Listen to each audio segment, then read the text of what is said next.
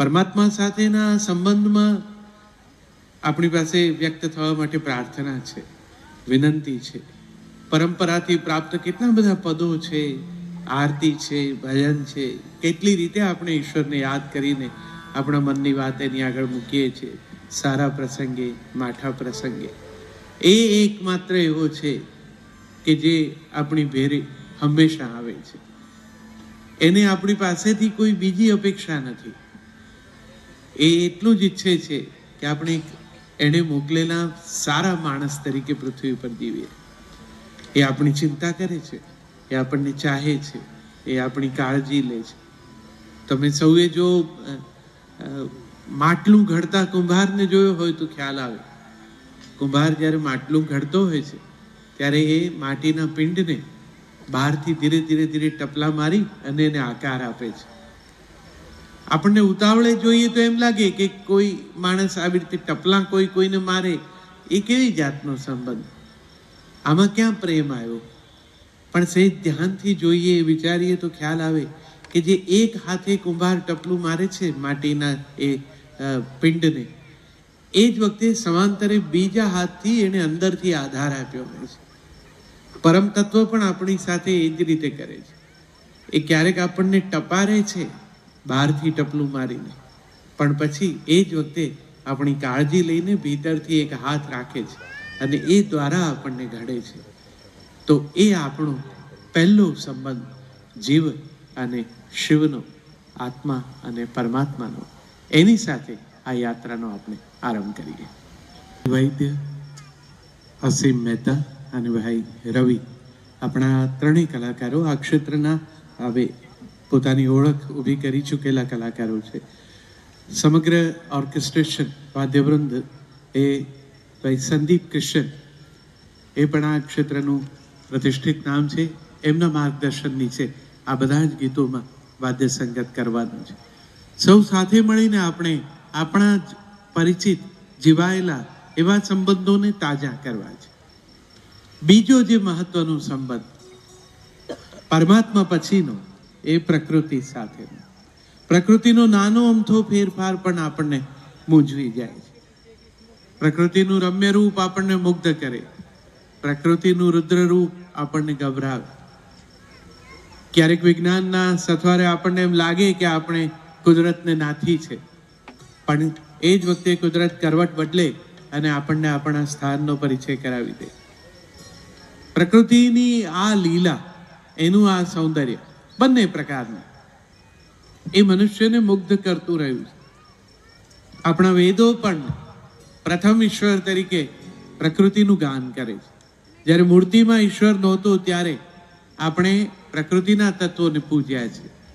સૂર્ય સાથે, વૃક્ષો સાથે, સરિતા સાથે, સાગર સાથે આપણે એ રીતે જોડાયેલા છે.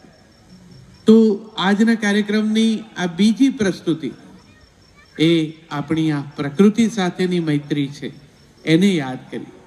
આજકાલ સ્વાભાવિક રીતે એ મૈત્રીમાં થોડાક આપણે ઉણા ઉતર્યા છીએ ને એના ફળ આપણે ભોગવી રહ્યા છીએ. પણ ગાંધીનગર તો એ રીતે ગ્રીન સિટી તરીકે પણ જાણીતું છે. તો ત્યાં આવો પ્રકૃતિની આ અર્ચના આપણે કરીએ. હું ભાઈ અસીમ અને રવિને હવે પછીની બે અત્યંત લોકપ્રિય કૃતિઓની ઝલક માટે આમંત્રણ આપું. પ્રકૃતિનું આ અદ્ભુત સૌંદર્ય હવે આપણે એને જે કોન્ક્રીટના જંગલમાં ફેરવી નાખ્યું છે, એની અસુંદરતા આપણે આપણા પછીની પેઢીને ભેટ આપી જવાના છીએ. એ બહુ બગડે એ પહેલાં જાગી જવા જેવી વાત આપણે સૌએ વિચારવાની. સંબંધાવું એ બંને પક્ષે જવાબદારી ઊભી કરે. આપણી ભાષામાં આ શબ્દ સંબંધ, કેટલાક મિત્રો ભાષા સાથેની નિસ્બત થોડી ઓછી થઈ ગઈ છે એટલે સંબંધ એમ બોલે છે. સાચો શબ્દ છે સંબંધ. સ ઉપર પણ અનુસ્વાર છે અને બ ઉપર પણ અનુસ્વાર. સમબંધ છે, જેમાં બંને એકમેક સાથે સરખું જોડાય, એ સમબંધ છે, સંબંધ છે. પ્રકૃતિ સાથેનું આપણું આ અનુસંધાન પ્રકૃતિએ તો પોતાના તરફથી શક્ય એટલું આપ્યું જ છે, આપણે આપણા તરફથી જે કંઈ આપવું જોઈએ એમાં થોડા ઉણા ઉતર્યા છીએ અને ફલસ્વરૂપે આપણે એના પરિણામો ભોગવી રહ્યા છીએ. સંબંધોની આ યાત્રામાં એવા મુકામો પણ યાદ કરવા છે કે જેણે આપણને સમૃદ્ધ કર્યા છે ભીતરથી. આપણે જે છીએ એ બનાવવામાં આપણને સહયોગ આપ્યો છે. એવો અગત્યનો સંબંધ એટલે ગુરુ અને શિષ્યનો સંબંધ. ગુરુ સાથે સંબંધ આવું શિષ્યનું અહોભાગ્ય છે. ક્યારેક એમ લાગે કે આપણને કોઈ સરસ ગુરુ મળે તો બહુ સારું. કેટલાક લોકો સદગુરુની શોધમાં પણ હોય છે. પરિણામે ક્યારેક છેતરાવાનું, નિરાશ થવાનું, દુઃખી થવાનું પણ આવે છે. વાસ્તવમાં શિષ્ય ગુરુને શોધવાના નથી હોતા. ગુરુ જ યોગ્ય શિષ્યને શોધી કાઢતા હોય છે. આપણે માત્ર આપણી પાત્રતા સતત સિદ્ધ કરતા રહેવું પડે. આપણા પાત્રને આપણે સતત માંજતા, ઉટકતા, અજવાળતા રહેવું પડે. ગુરુ આપણી આ પાત્રતા ઓળખી જાય છે, પછી આપણને શિષ્ય તરીકે સ્વીકારે છે. અને ગુરુના ચરણે બેસીને, એના ચરણની રજ થઈને શિષ્ય તરીકે જે ધન્યતાનો ભાવ આવે, એ વ્યક્તિ તરીકે આપણને જુદી ઓળખ આપે છે. તો આવો આ ત્રીજો સંબંધ ગુરુ સાથેનો, એને યાદ કરીએ આ રચના. ગુરુ ચરણોની હું રચકણ છું. આ પ્રથમ પંક્તિ જ બહુ સૂચક છે. શિષ્યના હૈયે કેવો ભાવ હોવો જોઈએ. ગુરુના ચરણની રચકણ છીએ એટલી નમ્રતા, અને રચકણ થવા મળ્યું એની ધન્યતા. આ પાત્રતા સિદ્ધ થાય ત્યારે સારા શિષ્ય થવા. હવે તો આપણે ગુરુ શબ્દ બોલીએ છીએ ને ત્યાં જ આપણા મનમાં બીજા અર્થો જાગવા માંડે છે. ગુરુ જેવા છે એમ થાય એટલે ગુરુએ એનો જે અર્થ ગુમાવી દીધો છે. એમાં કેટલાક એ પ્રકારના ગુરુઓના વર્તનો પણ જવાબદાર છે. વિદ્યાર્થીઓને પણ બહુ આદર નથી રહ્યો. સૌને એમ થઈ ગયું છે કે આ વિદ્યા પ્રાપ્તિ એ નાણાંથી ખરીદી શકાય એવી કોઈ પ્રક્રિયા છે. ફી ભરીએ છે ને, માગે એટલા રૂપિયા ટ્યુશનમાં આપીએ છીએ તો પરિણામ કેમ ના આવે? પરિણામ એમ પૈસાથી નથી આવતું હતું. આ આદરનો ભાવ જ જે ક્યારેક પ્રાર્થનામાં આચાર્ય દેવો ભવ કહેતા હતા, એ લોકો ભૂલી ગયા. અને આજે ગુરુ અને શિષ્યનો એ પરંપરાગત સન્માનની એ સંબંધ એ કેવળ ટ્યુશન, શાળાની ફી અને એ પ્રકારે અન્ય માર્ગે મેળવાતી સિદ્ધિઓ એના પૂરતું સીમિત થઈ ગયો છે. સંબંધોનું ગૌરવ કરતા આપણે પોતે શીખવું જોઈએ. અને આપણે એટલે માતા પિતા તરીકે આપણે શીખશું તો આપણા સંતાનોમાં આવશે. કૂવામાં હશે તો આગળ હવાડામાં પાણી જવાનું. હવેનો જે સંબંધ છે એ પિતા અને પુત્રનો છે. પિતા કોઈ જન્મથી નથી બનતા હોતા. પુત્ર જન્મે ત્યારે, પુત્રી જન્મે ત્યારે તમને પિતા તરીકેની ઓળખ મળે છે. પુત્રની ઝંખના છે, કારણ કે રચના સમાજની એવી છે. આપણે નામને, અંશને આગળ લઈ જવા માટે, વંશને આગળ લઈ જવા માટેના જે દખારામાં છીએ એને કારણે થોડો વિશેષ મહિમા થઈ ગયો છે. પણ આટલો મહિમા જો હોય પુત્રનો, તો એ પુત્રની પણ જવાબદારી છે કે એણે પિતા સાથે કેવી રીતે કામ પાડવું જોઈએ. અને પિતાની જે અપેક્ષાઓ છે એ વિશે એને પણ સભાન બનવું જોઈએ. બહુ વિચારતા અમને એમ લાગ્યું કે કેટલાક એવા ગીતો આપણી પાસે છે ફિલ્મોમાં કે જેમાં પિતાના હૈયે છલકતો ભાવ પણ છે અને સામે પુત્રની અભિવ્યક્તિ પણ છે. અમે બે એવા ખૂબ લોકપ્રિય ગીતો પસંદ કર્યા છે આ પિતા અને પુત્રના સંબંધની રજૂઆત માટે. આવો સાંભળીએ.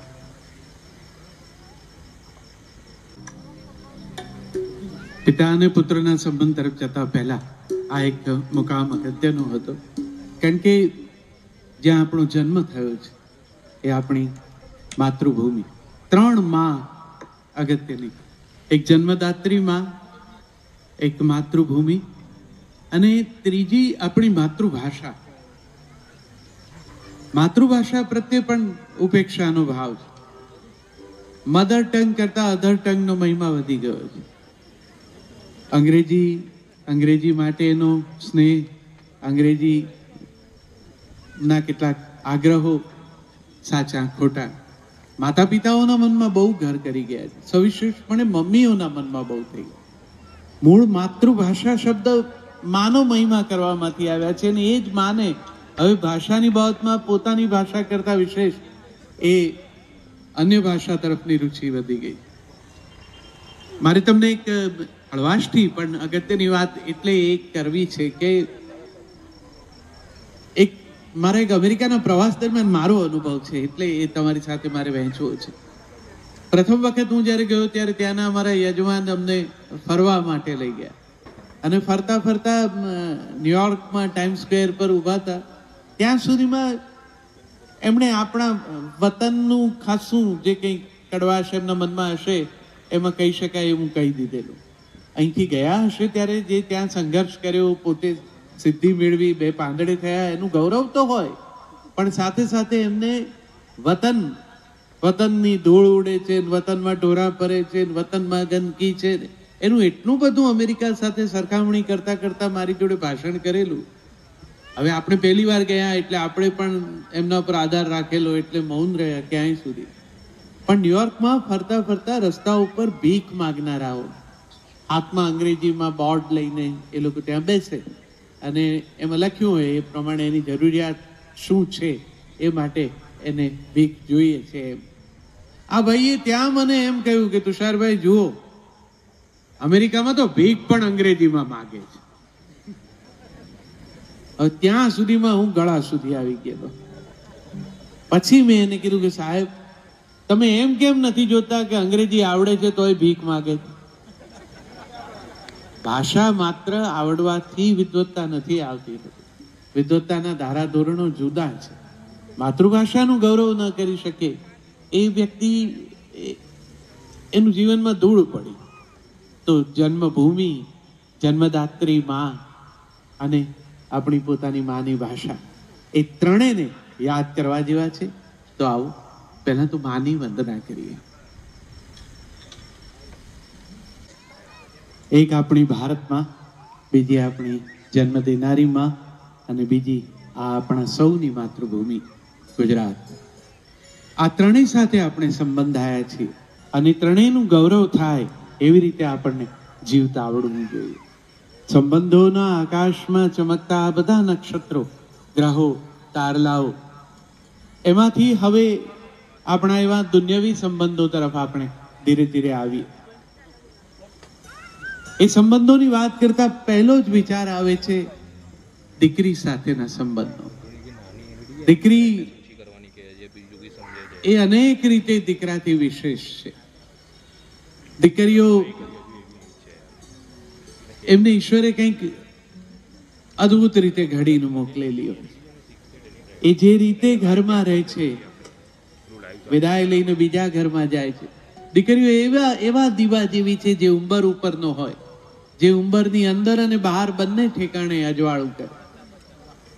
ઘરનો બંધ દરવાજો હોય અને એનો ડોરબેલ સાસરેથી પિયર મળવા આવેલી દીકરી જ્યારે વગાડે ને, ત્યારે બંધ દરવાજાની અંદર બેઠેલા બાપને એમને ખબર પડી જાય છે કે દરવાજાની પેલી બાજુ દીકરી છે. ડોરબેલ તો ઇલેક્ટ્રિક છે, એક સરખો જ વાગે, દૂધવાળો વગાડે તોય ને ઘરવાળો વગાડે તોય. પણ દીકરી જ્યારે ડોરબેલ વગાડે છે ત્યારે એક ઘંટડી બાપના દિલમાં પણ વાગે. એ જે સંબંધ છે, એ સંબંધનો મહિમા ગીતકારોએ, કવિઓએ બહુ ભાવથી કર્યો છે. આપણે કદાચ બેટી બચાવો, બેટી ભણાવો એવા સૂત્રો બોલવા પડે છે, એ કરુણા છે, પણ એથી કંઈ એ સંબંધનું ગૌરવ જરાય ઓછું નથી થતું. તો મારે એ ગીતોની રજૂઆત તમારા સુધી પહોંચે એ પહેલા આ સંબંધ વિશેની મારી એક કવિતા તમારી સાથે વહેંચવી. એ સંબંધ જે આપણે સૌએ અનુભવ્યો હોય છે. આજકાલ તો દરેક ઘરમાં લગભગ દીકરીઓ પરદેશ પરણેલી હોય છે. વેકેશનમાં અહીંયા આવે અને પછી પાછી વેકેશન પૂરું થતામાં 3 વીક્સ વેકેશન કમ્પ્લીટ કરી અને પોતાના ઘરે જવા નીકળે ત્યારે ઘરમાં એક સરસ વાતાવરણ રચાતું હોય છે. 23 કિલોની 2 બેગ ભરાતી હોય. હવે 23 કિલોની અંદર કેટલું લઈ જવું એ વિશે દીકરીના મમ્મી પપ્પાના મનમાં જુદી સમજ છે. દીકરી વાસ્તવિકતા જાણે છે. એવું એક ચિત્ર મારા મનમાં છે, એ મેં મારી આ રચનામાં મૂક્યું છે. ગાંધીનગરના આપ સૌ ઉર્મિલ શ્રોતાઓ સાથે તમારા બધાની અંદર રહેલા એ માતા પિતાને નામ મારે આ કવિતા કરવી. વેકેશન માણીને જ્યારે પાછી હું જાઉં, મધમીઠી યાદ થકી મનમાં મલકાઉં, શોપિંગની સાથે હું સ્મરણું લઈ જાઉં, બેગની સંગાથે હું છાની છલકાઉં, પણ આંખોમાં આંસુ એમ લાવવાનું નહીં. પપ્પા, મને મૂકવા તમારે આવવાનું નહીં.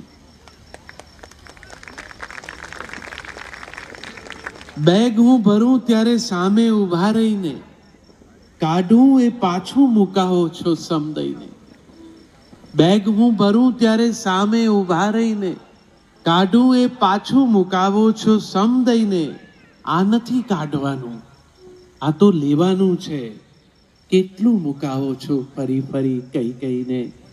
બેગમાં બાળપણ મુકાવવાનું નહીં. પપ્પા, મને મૂકવા તમારે આવવાનું નહીં. ને થોડું તો ચાલે બેટા, કોઈ નથી પૂછતું. થોડું તો ચાલે બેટા, કોઈ નથી પૂછતું. સમજે બધાએ હવે, લઈ જાને સાથે તું. કેમ કરી સમજાવું પપ્પાજી તમને હું, કાઉન્ટર પર જઈ હું તે કેમ કરી કહું. લાગણીને કાંટા પર તોલવાનું નહીં. પપ્પા, મને મૂકવા તમારે આવવાનું નહીં. ને પિયરમાં દીકરીનું વજન તો વધવાનું. પિયરમાં દીકરીનું વજન તો વધવાનું. 4 ટાઈમ પેટ ભરી રોજ રોજ જમવાનું. મમ્મીના હાથનું ને ભાભીના હેતનું. પરદેશે આવું ક્યાં કોઈને મળવાનું. પણ અહીંયાનું કંઈ ત્યાં સંભાળવાનું નહીં. પપ્પા, મને મૂકવા તમારે આવવાનું નહીં. ને એરપોર્ટ આવીને સૂચનાઓ આપશો. પાસપોર્ટ ટિકિટ ફરી જોવાને માગશો. સાચવીને જજે એવું બોલી ઉમેરશો. પહોંચીને ફોન કરજે એવું કહેશો. પણ ભૂલી જાઉં તો ઓછું આણવાનું નહીં. પપ્પા, મને મૂકવા તમારે આવવાનું નહીં.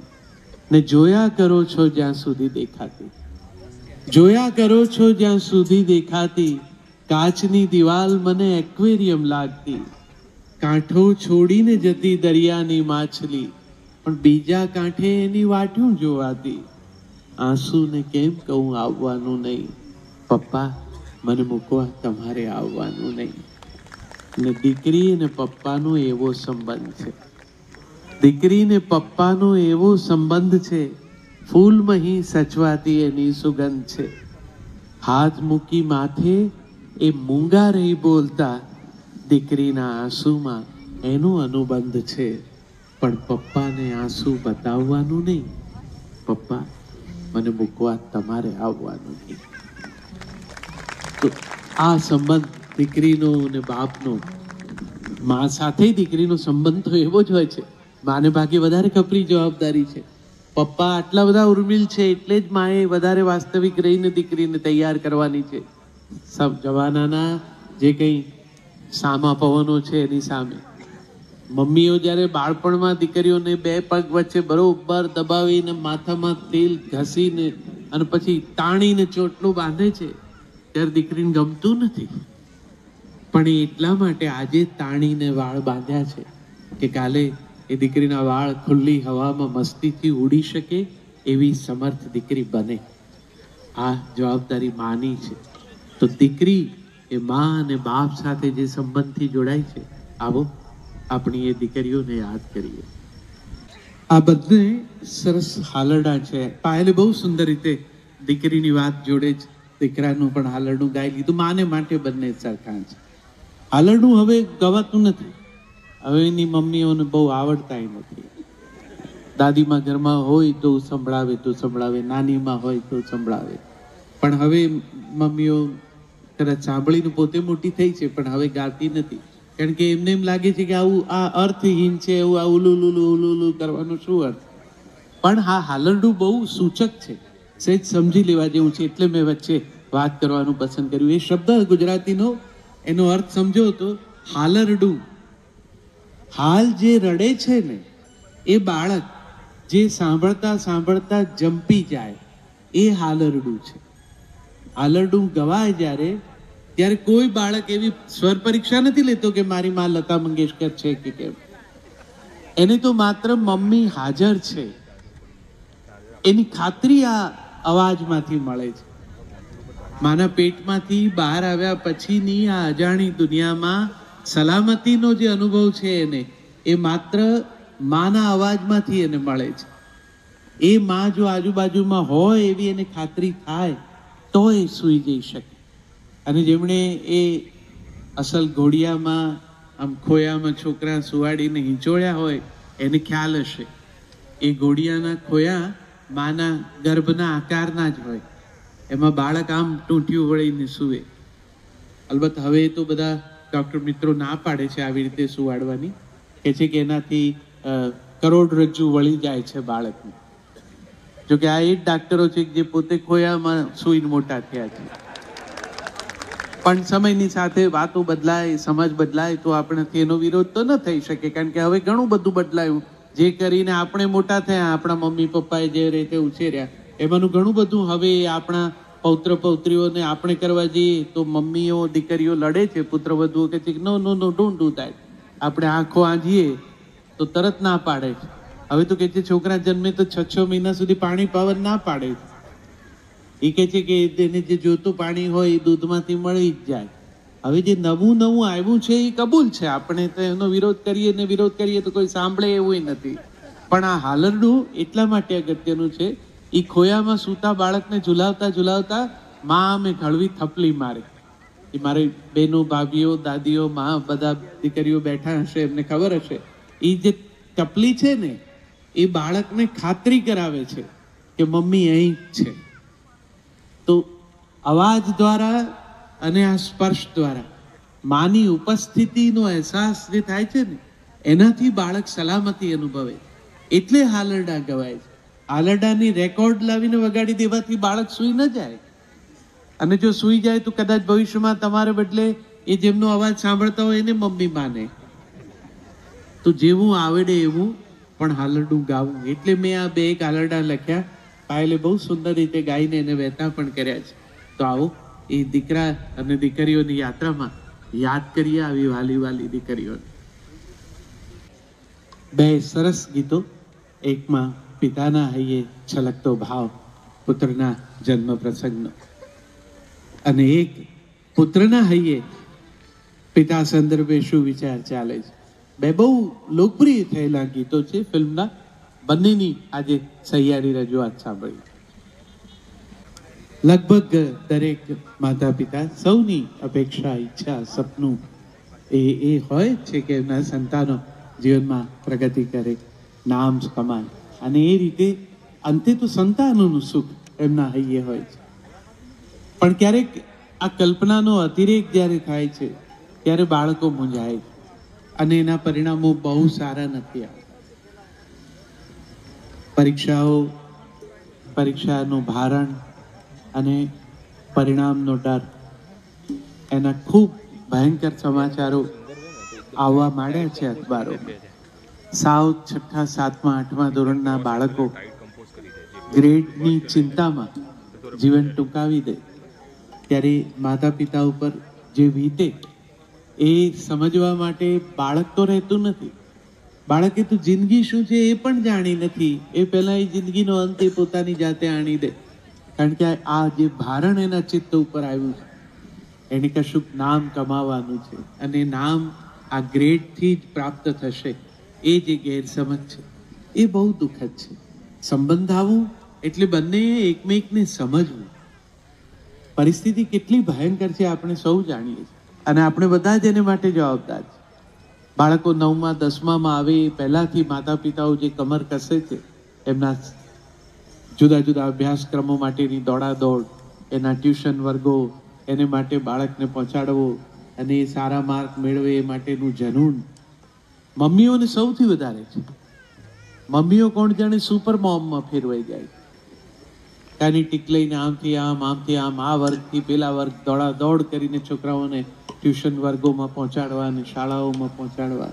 બાળક પણ પોતાનાથી બનતું કરતું જ હોય છે. એને પણ ઈચ્છા હોય છે કે મમ્મી પપ્પાનું સપનું પૂરું થાય.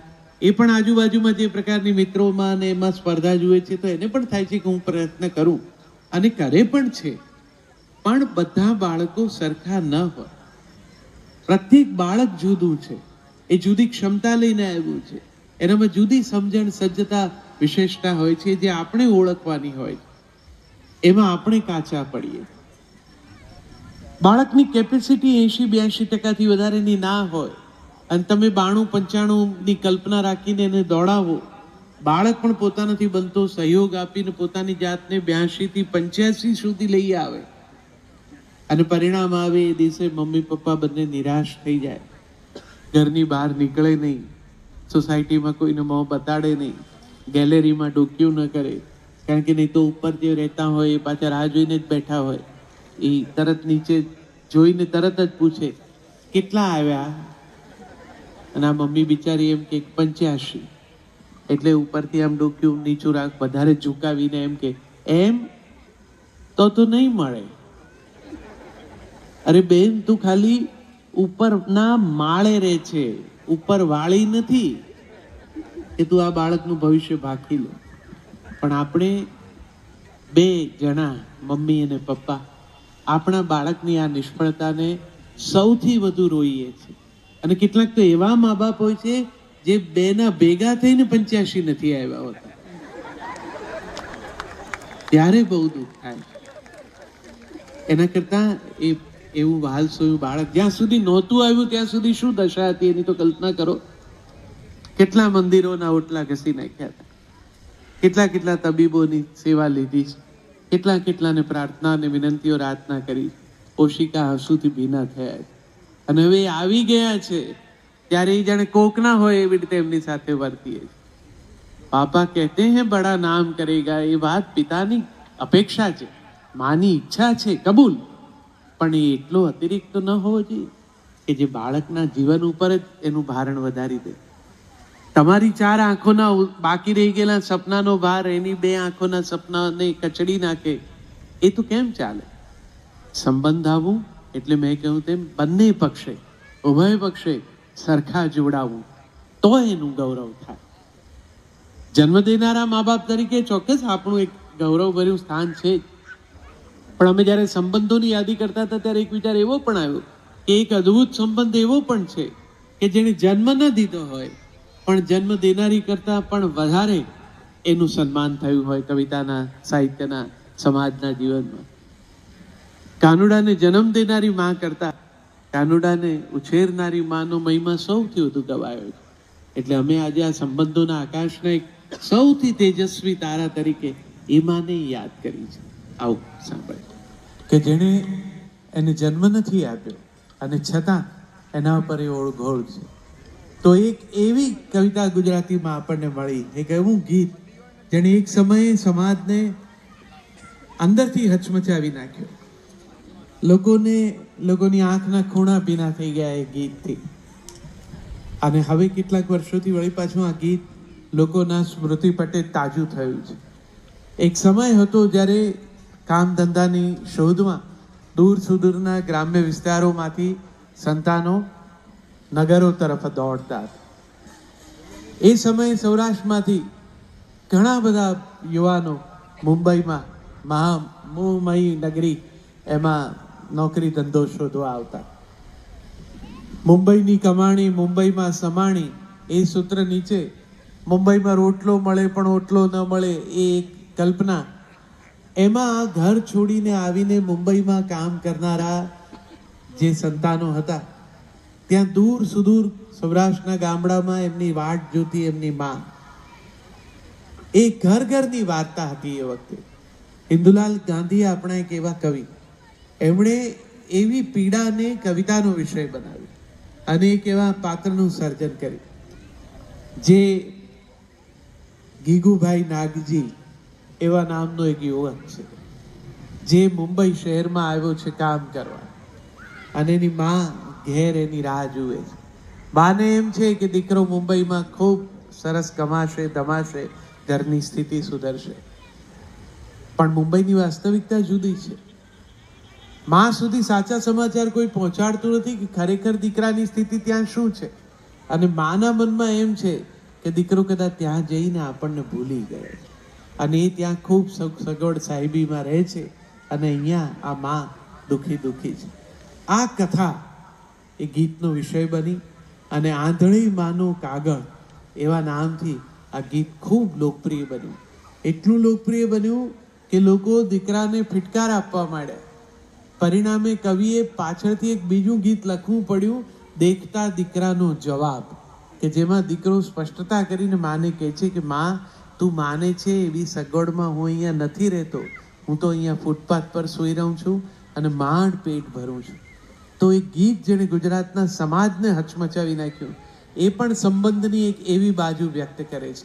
આવો એ રચના સાંભળો. આ ગીત મેં કહ્યું તેમ એણે સમાજને હચમચાવી નાખ્યો. કવિતા આવી અસર પણ ઊભી કરી. સંબંધો એક કાયમ રૂપકડા જ હોય છે એવું નથી હોતું. ક્યારેક એની પીડા એને અનુભવનારને જ વિશેષ ખબર પડે. જે હંમેશા પરિવારનું હિત ઈચ્છે છે, પરિવારજનોનું હિત ઈચ્છે છે, એવી એક સંબંધના મહેકતા ફૂલ જેવી વ્યક્તિની વાત હવે પછી કરવી. એ છે બહેન. ભાઈ અને બહેનનો સંબંધ. બહેન એવી છે કે જે ભાઈ સાજો નરવો રહે, એની કાયા હંમેશા રૂડી રહે, સાજી નરવી રહે, એની પ્રાર્થના કરે. એને કાંઈ ખપતું નથી. હવે ભારતીય કાયદાઓ અનુસાર દીકરીને એના પિતાની સંપત્તિમાં સમાન અધિકાર, બધું જ સાચું. પણ જે પરંપરા છે એમાં અધિકાર માટેનો સંઘર્ષ બહુ ઓછો હતો. લગ્નની આખી વિધિ તમે જો એના પ્રતીકોને તપાસો તો તમને ખબર પડે કે આ સમાજે કેટલી ઝીણવટથી આ સંબંધનું ગૌરવ કર્યું છે. એમાં ચોરીમાં બેન જે ખોળો ધરીને ઊભી રહે છે અને ભાઈ જે જવતલ આપવા આવે છે ને, ત્યાં આવડા નાનકડા ભાઈને એ દિવસથી જ ખબર છે કે બેનને અપાય, બેન પાસેથી લેવાય નહીં. અને બેન જ્યારે જાય છે ત્યારે મોઢું એ તરફ ફેરવ્યા વગર જે પાછળ ફેંકીને નીકળી જાય છે, એ કહે છે કે હવે આ ઘર સાથે આ પ્રકારના સંબંધ પૂરા થયા, હવે કંઈ મારે જોઈતું નથી. એક બહુ સરસ લોકવાર્તા પણ છે. એક કાળઝાળ ઉનાળાના દુકાળના દિવસોમાં ખેતર ખેડતા એક પતિ પત્ની, આકાશમાં એક વાદળી દેખાય છે અને પોતાના પતિની સાથે ખેતર ખેડતી બળદની જગ્યાએ પોતે જોતરાયેલી એવી સ્ત્રી એ વાદળીને જોઈને એના મોંમાંથી સહજપણે નીકળી જાય છે, વાદળી રે વાદળી, મારા વીરના ખેતર પર જઈને વરસ. આ સંબંધ છે ભાઈ અને બહેન. એ સાસુમાને પણ ધીરે રહીને સંભળાવી દે છે, નણંદને પણ ધીરે રહીને સંભળાવી દે છે કે મારો વર અથવા તમારો દીકરો એ 4 આના માડ કમાય, મારો ભાઈ તો રૂપિયો રોકડો કમાય છે. ભાઈ માટેનો બહેનનો એ સંબંધ લોકગીતોમાં ખૂબ ગવાયો. રક્ષાબંધન જેવા તહેવારમાં આપણે એને ફરી પાછો યાદ કરીએ. આપણે ભાઈ બીજમાં પણ એને યાદ કરીએ. એક તહેવાર જે હવે કદાચ ઓછો ઉજવાય છે, જેમાં રોટલીની વચ્ચે કાણું કરી ચાંદા મામા સામે ધરી અને નાનકડી બહેન દિવસભરના ઉપવાસને અંતે ભાઈને એવું પૂછે કે ચાંદા તારી જાનકી, મારી પોષી પૂનમ, ભાઈની બેન રમે કે જમે. નાના નાના હોઈએ ને ત્યારે આખો દિવસ બહેનને સ્ટ્રેસમાં રાખી શકાય એવું કહીને કે હું સાંજે રમે જ કહીશ, જમે નહીં કહું. અને આખા દિવસના ઉપવાસવાળી બહેનને ચિંતા થાય, મમ્મી પપ્પા લડે, સાથે ઊભા રહે, અને મોટે ભાગે ભાઈ ત્યારે એમ જ કે જમે. એ કહે પછી જ બેન જમે. તો એ સંબંધ એ આપણે ત્યાં મનભર ગવાયો છે. આવો ભાઈ અને બહેનના એ પવિત્ર સ્નેહાળ સંબંધને આ ગીતોમાં યાદ કરીએ. એક ગીતમાંથી સાવ જુદા જ પ્રકારના લયના ગીતમાં આખું વાદ્યવૃંદ આટલી સરળતાથી ટ્રાન્સફર થઈ શકે એ આ ગુજરાતના પ્રથમ પંક્તિના વાદ્યકારો આજે મંચ ઉપર ભાઈ સંદીપ ક્રિશ્ચનના વાદ્યવૃંદ સંચાલનમાં છે. રવિ, અસીમ અને પાયલ પણ મેં કહ્યું તેમ આ ક્ષેત્રના એવા પરિચિત નામો છે. આપ સૌએ બહુ ધીરજપૂર્વક લાંબો સમય રાહ જોઈ છે ને એ પછી કાર્યક્રમ શરૂ થયો છે એટલે થોડુંક શરૂઆતની જે તમારો અજંપો હોય એ સમજી જ શકાય એવો હતો. પણ હવે ધીરે ધીરે આપ બહુ પ્રસન્નતાથી કાર્યક્રમમાં અમારી સાથે જોડાયા છો. મારી તમને એટલી જ એક વિનંતી છે કે કાર્યક્રમ દરમિયાન કેટલીક વખત શ્રોતાઓને એવી ટેવ હોય છે કે એ લોકો પોતે આવ્યા છે એ ભૂલી અને બીજા કોણ કોણ આવવા જોઈતા હતા એની ચિંતામાં બહુ હોય. એ લોકો આજુબાજુની ખાલી ખુરશીઓ સામે બહુ જોયા કરે. હવે જે નથી આવી શક્યા એમની પાસે બીજી કોઈ તકો હશે, બીજી આવશ્યકતાઓ હશે એટલે નથી આવ્યા.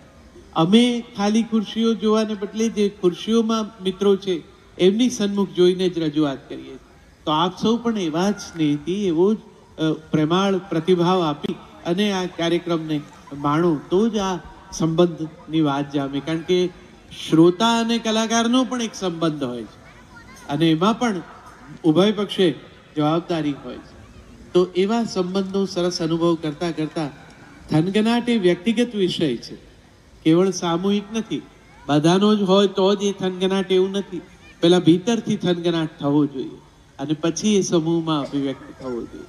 તો એવા થનગનાટના આપ સૌ સન્માનનીય સદસ્યોને આ કાર્યક્રમ બદલ મારી પ્રસન્નતા વ્યક્ત કરતા કરતા હવેના એ મુકામ પર લઈ જવા છે જે સંબંધ છે મૈત્રી, અને એ પણ એવી મૈત્રીનો કે જ્યારે કશી ગણતરી નથી હોતી.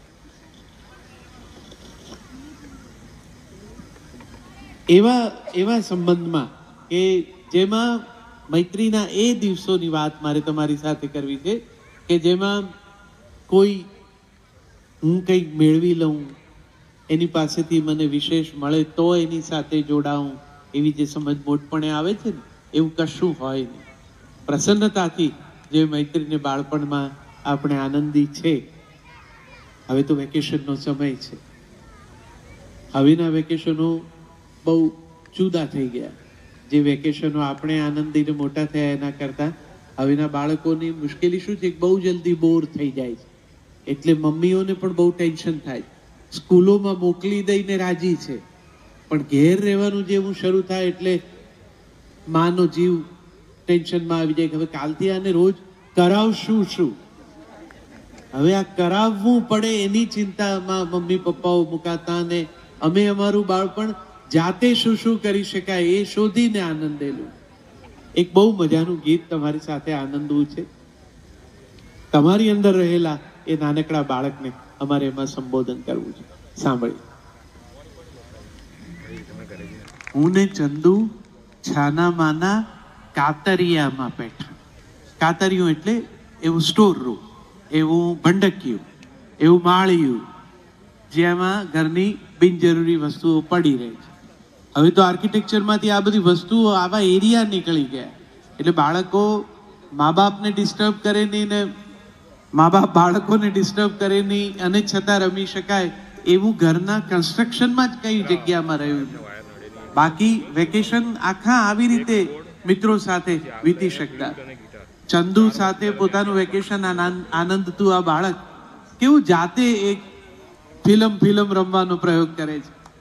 પણ એના એ સાહસને, એની એ સમજને બિરદાવવાને બદલે બિલાડીથી ડરેલી ચીઝ પાડતા બાળકને શું થયું એ પૂછવાને બદલે મા બાપ સીધું જ ચંદુડિયાનો કાન આંબળ્યો મને લગાવ્યા ધબ્બા. બાળકો પ્રત્યેનો અભિગમ જ આપણો આવો છે. નક્કી એની જ કંઈક ભૂલ હશે, એણે જ કંઈક કર્યું હશે. એક પેલી બહુ જાણીતી રમૂજ છે. એક ભાઈ સવારના પોરમાં એમના છોકરાને ફટકારતા હતા. કોઈએ પૂછ્યું કે આટલા વહેલા એને કંઈ કર્યું છે આટલું વહેલું ઉઠીને? તો કે ના આજે એનું પરિણામ છે ને મને આવતા મોડું થાય એવું. બાળકો સાથેનો આપણો જે વ્યવહાર છે, મેં એટલે જ કહ્યું કે આ વેકેશનનો પીરિયડ આપણે બહુ આનંદથી ગાળી શકતા હતા મિત્રો સાથે. આખી ગલીના છોકરા ભેગા થઈ શકતા હતા. હવે ટેલિફોન વગર કોઈ કોઈના ઘેર જઈ શકતું નથી. મમ્મી ડ્રોપ કરવા આવે ને પિકઅપ કરવા આવે ત્યારે જ ફ્રેન્ડના ઘેર ફોન કરીને જઈ શકાય. આપણે આવું કશું હતું નહીં, કોઈ કોઈને પૂછવાય નહોતું રહેતું ને બધા ભેગા થઈને આખું વેકેશન કાઢી લેતા હતા અને કોઈને ખબર નહોતી પડતી, એમ છોકરા મોટા થતા. હવે મેં કીધું એમ મમ્મી પપ્પાઓને ચિંતા શરૂ થઈ ગઈ વેકેશન સાથે, આની પછી શું કરાવવું. કેટલીક મમ્મીઓ તો એવું ટાઈમ ટેબલ વેકેશનનું બનાવે જે સ્કૂલ કરતા ભયંકર હોય. એ સવારના 5:30-6 છોકરાને ઉઠાડી દે, ત્યાંથી લઈ જઈને સ્વિમિંગ પુલમાં નાખે, એ પાછો અડધો ભીજાય ન ભીજાય ત્યાંથી લઈ જઈને સ્કેટિંગ રિંગ પર મૂકી આવે, એ થોડોક લપસે ન લપસે ત્યાંથી લઈને ટેનિસ કોર્ટ પર ફેંકી આવે. પાછા સાંજે આવે ત્યાં ચિત્રના વર્ગ છે ને, કરાટેના વર્ગ છે, નૃત્યના વર્ગ છે ને, કેટલાક તો સ્પેનિશ શીખવાડે. આપણને નવાઈ લાગે ફ્રેન્ચ ને સ્પેનિશ અત્યારે એને ગુજરાતીના સાસા છે ત્યાં કરવાની શું જરૂર છે? પણ મા બાપની ઈચ્છા એવી છે કે આને બધું આવડે, આને એટલો સજ્જ કરી દઈએ કે એટલી સજ્જ કરી દઈએ. આ બધી કલાઓ એવી છે કે જે શીખવા માટે એક જીવન ઓછું પડે. એ બધું એકને જ તમારે શીખવી દેવું છે. જો આટલું બધું તમારા મનમાં હતું કે આપણે આટલી કલાઓના જાણકાર આપણા ઘરમાં હોય તો બાળકોની સંખ્યા વિશે અગાઉ વિચારવા જેવું હતું. આ એકથી થઈ શકે એવું કામ નથી, આમાં 4-5 જોઈએ અને આપણે 4-5 હતા તો આવું તો કરી નથી જ શક્યા. આટલું બધું બાળક ઉપર ભારણ, એને કોઈએ પૂછ્યું નથી કે ખરેખર તારે શું કરવું છે, તને શેમાં રસ પડે. બાળકના ઓરડામાં આપણે અનેક સાધનોનો ઢગલો કરી દીધો છે. બાળકને તો તમારું સાનિધ્ય જોઈએ, એને માટે સમય નથી, અને છતાં તમે કહો છો કે તમે જે કંઈ કરો છો એ બધું એને જ માટે કરો છો. દાદાજીના ચશ્મામાંથી કાઢી લીધો કાચ, હવે તો દાદાજીને જ કાઢી નાખ્યા. ઘરમાં દાદા છે જ નહીં કે બાળક એની કંપનીમાં પોતાની મસ્તીથી રહી શકે. કેટલું બધું સંબંધોમાંથી હવે આપણે ગુમાવતા ચાલ્યા છે. આ સંબંધના આકાશના ઘણા બધા તારા આવી રીતે હવે ખરવા માંડ્યા. આકાશ હવે થોડું ખાલી થવા માંડ્યું. મિત્રોથી જે ઝળહળતું હતું એ આકાશ. શેરી મિત્રો 100 મળે ને તાળી મિત્ર અનેક, પણ જેમાં સુખ દુઃખ વહેંચીએ એ લાખોમાં એક. એવા મિત્રો હવે પછી જરા વયસ્ક થયા પછીના મૈત્રીના સંબંધની વાત બે ખૂબ લોકપ્રિય ગીતોમાં કરવી છે. આવું સાંભળ્યું. જે અનેક કવિતાઓનો વિષય, અનેક કલા સ્વરૂપોનો વિષય કાયમ બનતો આવ્યો છે. આપણા એક જૂની પેઢીના શાયર મકબૂલ કુરેશી સાહેબનો શેર છે, અસ્તિત્વ પ્રેમ શબ્દનું કાયમ નહીં રહે તો જગતમાં કોઈ ચીજ મુલાયમ નહીં રહે. પ્રેમનો સંબંધ એ એવો એક અવર્ણનીય અનુભવ છે.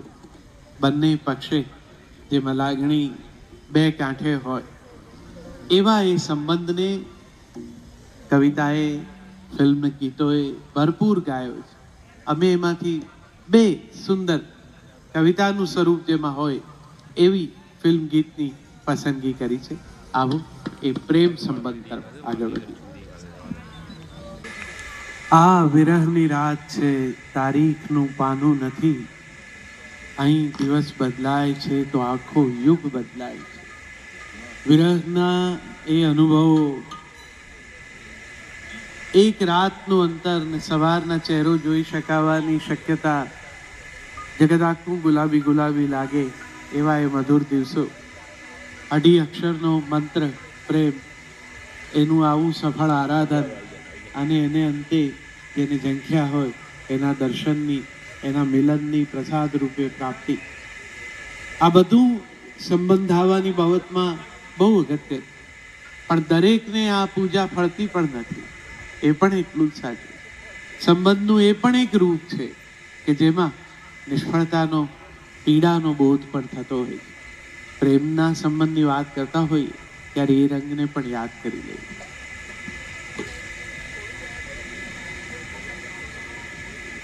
પ્રેમની આ પીડાની અનુભૂતિ પણ આ સંબંધોના આકાશમાં એક વિશેષ જગ્યા રોકે છે.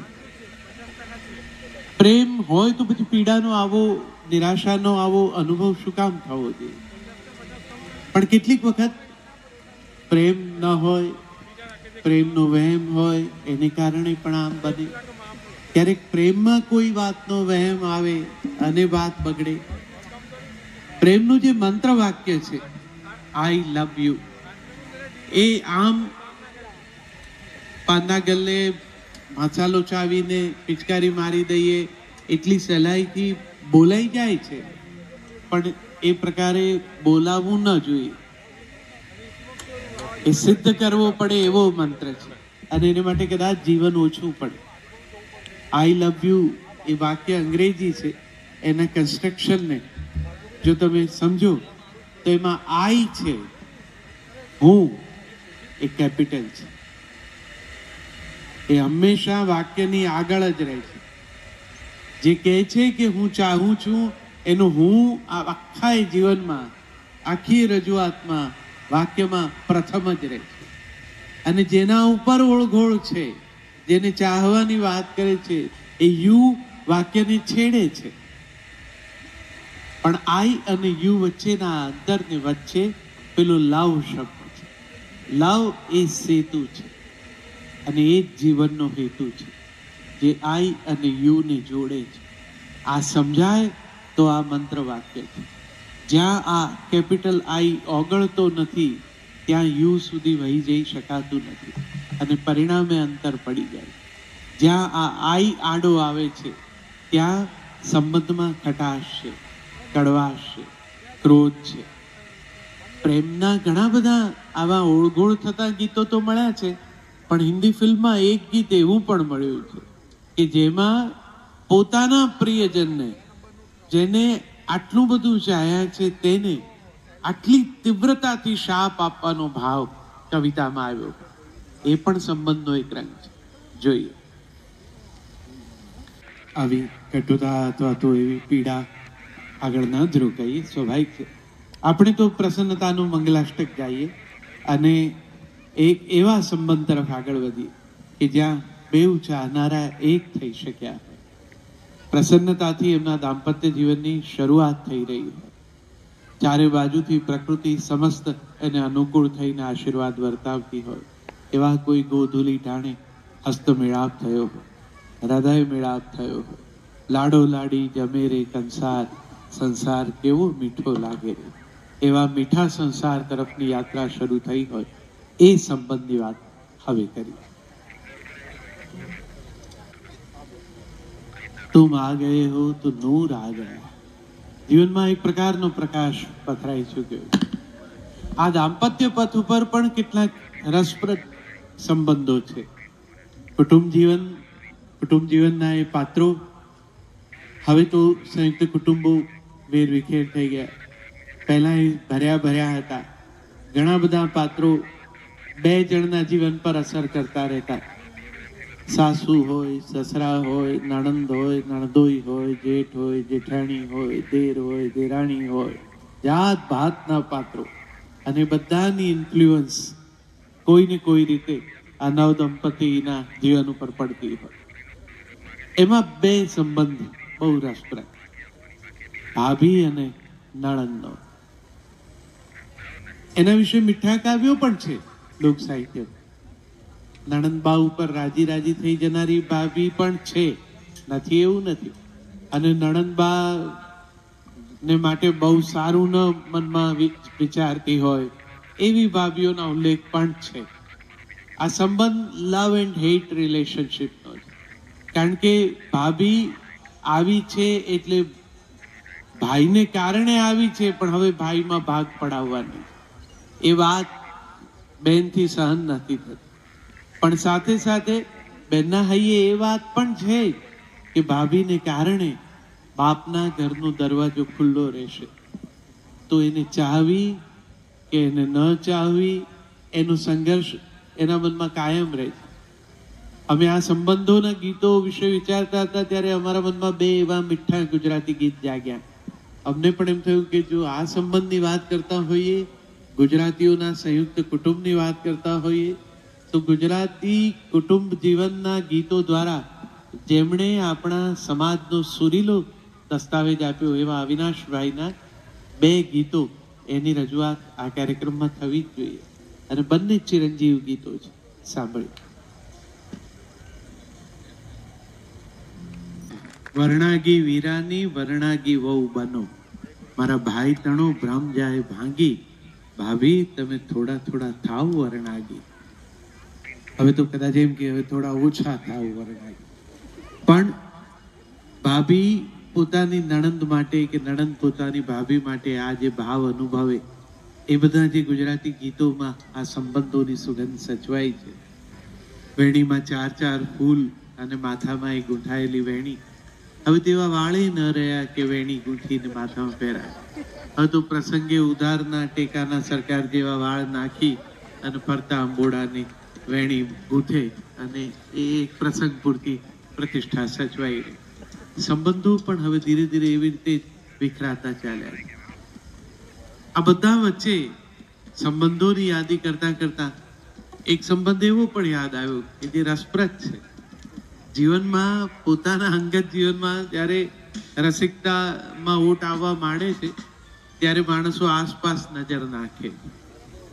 એવા કેટલાક સંબંધો પણ હોય છે જે દૂર રહે પણ રસિકતાનું દાન કરતા રહે છે. ઘણી બધી વોટ્સઅપ જોક તમારા સુધી પહોંચી હશે એટલે હું વહેંચવા માંગતો નથી, પણ એવા ઘણા સંબંધો હોય છે. આમ ક્રિશ્ચિયાનિટીમાં તો સરસ સૂત્ર પણ છે, લવ તાય નેબર, તમારા પાડોશીને ચાહો. કેટલાક લોકો એનો લિટરલી અમલ કરવા તૈયાર હોય. તો પાડોશણ પ્રત્યેની જે અનુરાગની લાગણી છે એ પણ કેમ સંબંધની વાત કરતા હોઈએ ત્યારે ન કરવી. એટલે એ વિચારથી એક હળવું ગીત હળવાશથી માણી. સંબંધોની જ વાત માત્ર તમારા સુધી પહોંચવામાં છે. એક એવો સંબંધ હવે ગાવો છે. બધા જ સંબંધોને નામ હોય જ એવું જરૂરી નથી. આપણે એટલા બધા લેબલ પ્રેમી થઈ ગયા છે, સમાજમાં પણ ઘરમાં પણ. જુદી જુદી ડબ્બીઓ ઉપર જાત જાતની સૂચનાઓ, નામના ઉલ્લેખો, નહીં તો જીરું અને વરિયાળી એક થઈ જાય એવી ગૃહિણીઓ પણ છે. બોરું અને ખાંડ અને મીઠું એની વચ્ચેનો ગૂંચવાડો એ સ્ટીકર વગર ના સમજાય એવું પણ છે. સંબંધોને પણ એવા નામ આપવાના કેટલાક આગ્રહો છે આપણા. અને જ્યાં ક્યાંક નામ વગરનો સંબંધ હોય ત્યાં તો આપણા ભવા તંગ થઈ જાય. એક એવી અદ્ભુત નઝમ ગુજરાતી કવિતામાં આપણને સહીફ પાલનપુરી સાહેબે આપી કે જેમાં એક એવા સંબંધની વાત છે. રાજાની બહુ જ નજીકનો સંબંધ છે, પણ સંબંધને કોઈ નામ આપી શકાય એવું નથી. આવું એ રચના સાંભળી. પરમ તત્વની સાથેના સંબંધથી શરૂ થયેલી આપણી આ સંબંધના આકાશની યાત્રા, એનો હવેનો જે મુકામ છે, પરમ તત્વ સાથે આપણે સેવા અને પૂજા એવો એક શબ્દ આપણી પાસે છે. સેવા પૂજા એ રીતે જોડાતા હોઈએ.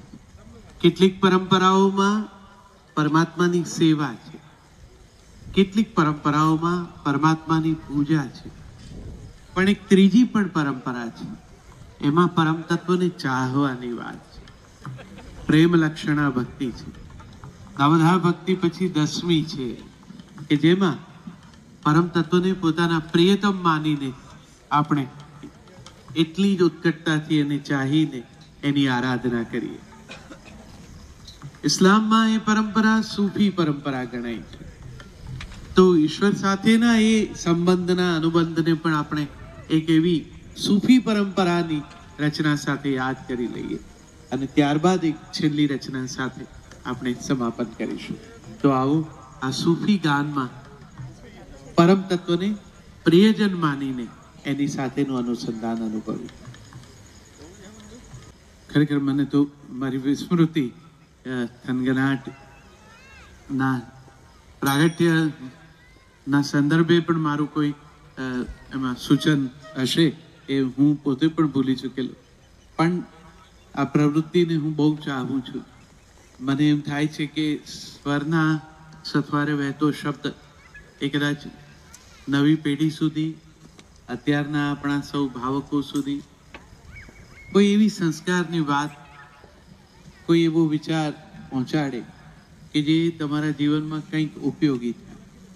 મનોરંજન તો હોય, એ એની જગ્યાએ છે ને એ કંઈ મેળવવું એ કંઈ ગુનો પણ નથી, અધિકાર છે તમારો. આટલી વ્યસ્તતા વચ્ચે આટલો સમય કાઢીને આવો એ જ બહુ મોટી વાત. પણ મને કોઈ દિવસ સંખ્યાની બાબતનો હરખશોક રહ્યો નથી. હું હંમેશા મારો એક 2 પંક્તિનો એવો વિચાર છે કે સંખ્યા નહીં ત્યાં સૂઝની કિંમત છે દોસ્તો.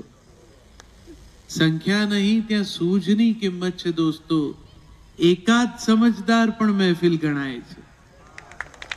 તો તમે તો આટલા બધા આટલા પ્રેમથી આટલી મોડે સુધી બેસીને આ ગુજરાતી અને હિન્દીના રંગમાં વહેતા સંબંધના આ જુદા જુદા ભાવ જગતમાં અમારી સાથે રહ્યા.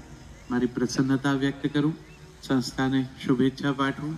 ભાઈ અશ્વિને બહુ સ્નેહાગ્રહથી મને કહ્યું હતું કે આ રજૂઆત માટે તમે આવો, સૌની ઈચ્છા છે. મારા માટે અશ્વિન, પાયલ એ બધા મારા પરિવારનું જ એક્સટેન્શન છે, એટલે મારી પ્રસન્નતા હતી અને આવવાનું મને ખૂબ ગમ્યું. સંદીપભાઈને આ બધા સાથીઓ તો ગુજરાતના એવા પ્રથમ હરોળના વાદ્યકારો છે કે કોઈ પણ ગીતનો રંગ ભરી શકે. રવિ અને અસીમ પણ પોતાની ઓળખ ઊભી કરી ચૂક્યા છે. મને ખૂબ આનંદ થયો.